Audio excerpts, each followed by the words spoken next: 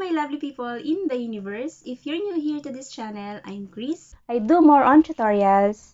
Please subscribe if you haven't subscribed yet, and don't forget to hit the notification bell so you don't miss anything.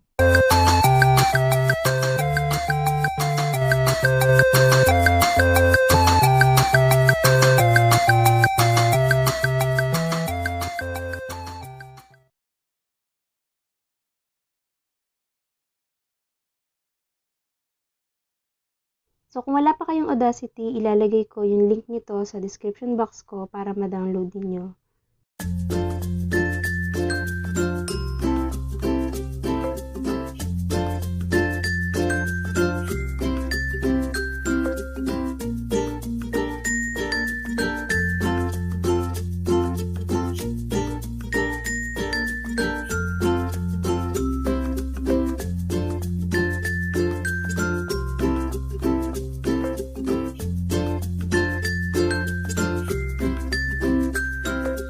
So, ito na guys, yung interface ng Audacity.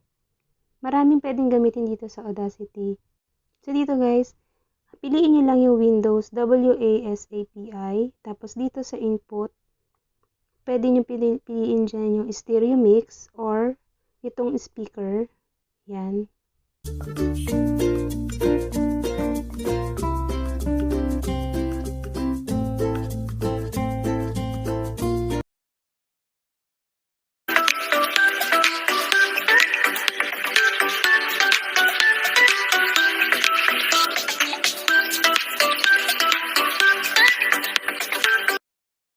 Ngayon, hanap ako ng music dito sa Groove Music. Ito yung ginamit kong sample para ma-record ko yung audio niya gamit ang Audacity.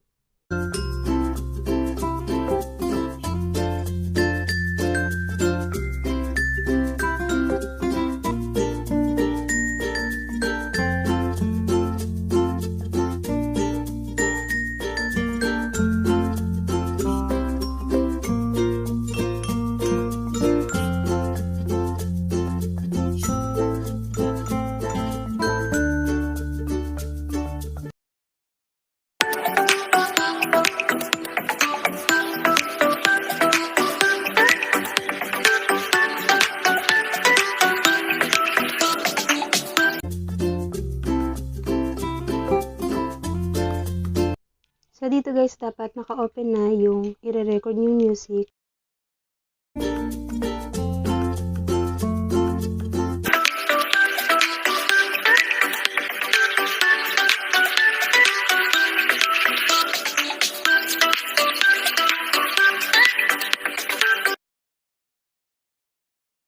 So, maganda dito sa Audacity, pwede kayo maglagay ng effect. Meron dyang noise reduction. So, sabi ko nga, maraming gamit itong Audacity. Ngayon sa pagsisave, pwede ninyo siyang i-save as project, pwede nyo rin siyang i-export.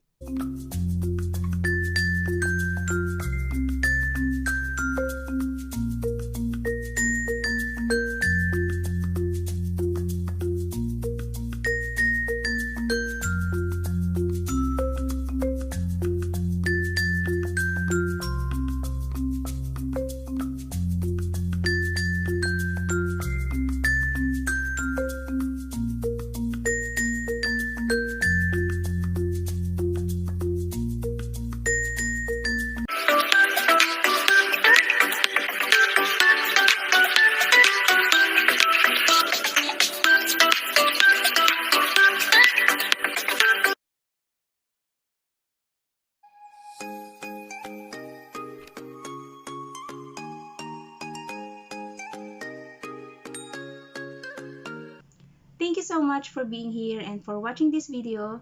I can wait to welcome you here again with some more content. So please hit the subscribe button to stay in the loop. Hit the like button if you find this video useful. Have a lovely day. See you next time.